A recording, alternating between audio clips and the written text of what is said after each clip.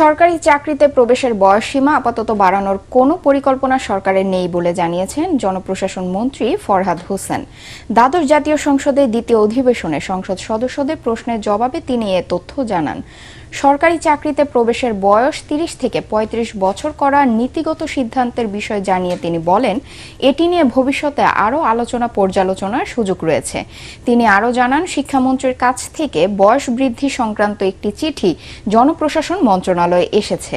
প্রধানমন্ত্রীর সঙ্গে এ নিয়ে তিনি আলাপ আলোচনা করবেন বলেও সংসদকে অভিহিত করেন। ৪২,০০০ চাহিদার প্রেক্ষিতে এটি আমাদের নীতিগত সিদ্ধান্তের বিষয় এবং আমরা এ নিয়ে মাননীয় প্রধানমন্ত্রীর সাথে বিষয়টি নিয়ে আরো আলাপ আলোচনা করব।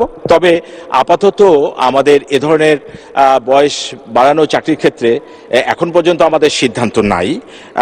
আমরা এই সমস্ত বিষয় নিয়ে আমরা আরো আলোচনা পর্যালোচনা করে আমরা ভবিষ্যতে